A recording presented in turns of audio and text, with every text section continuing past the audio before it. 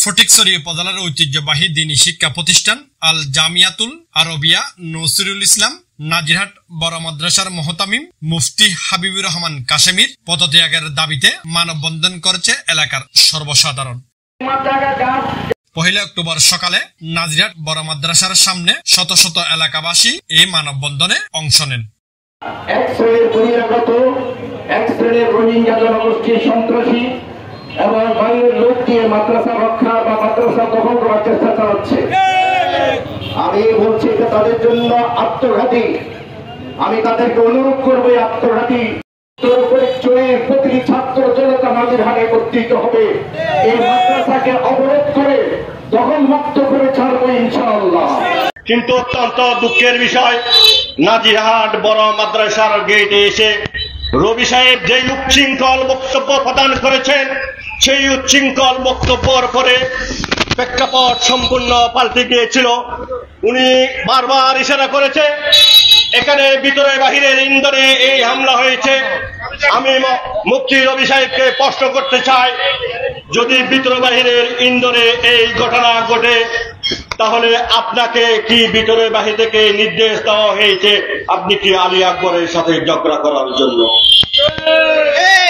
জানেন এই হাবিব রহমান সাহেব এটা হচ্ছে যে আমাদের তৎকালীন স্বৈরাচার শেখ হাসিনার পদপুষ্ট নজিবুল বসার ভান্ডারী এবং তৈয়ুব ভান্ডারীর মদতপুষ্ট একটা ভূমি। আমি চাই বাংলাদেশ সংস্কার হয়েছে এবং ফটিকছড়ির সংস্কার হয়েছে, দুনু সহ মিলে এই হাবিব রহমান সাহেবকে মোতায়েন বানানো হয়েছে। তাই আমি চাই এই আমাদের এলাকার সাথে কবি মাদ্রাসার সাথে এই অযোগ্য মোহতামিম হাবিব রহমানের পদত্যাগ হয়ে আপনারা চলে যান। এই মাদ্রাসা শুভাকাঙ্ক্ষী আলহাজ শমসুদ্দিন সাহেব এই মাদ্রাসায় অনেক কিছু দিয়েছে। মাদ্রাসা আমাদের প্রাণের মাদ্রাসা, এই মাদ্রাসা রক্ষার জন্য আমরা নিজের জীবন দিতে দ্বিধাবোধ করবো।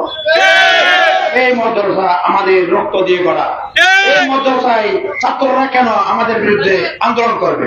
এই মাদ্রাসা তো আমাদের, এই মাদ্রাসা রক্ষা করার দায়িত্ব আমাদের। আমাদের মহতম সাহেবের কাছে বন্ধ রাখি, আমাদের এই আকাঙ্ক্ষিত ঘটনাকে সুষ্ঠু তদন্ত করে আমাদের চুয়ার মাধ্যমে একটা নতুন পরিচালনা কমিটি গঠন করুক।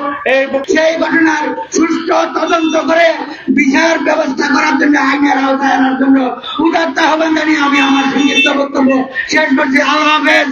বাংলাদেশ জিন্দাবাদ।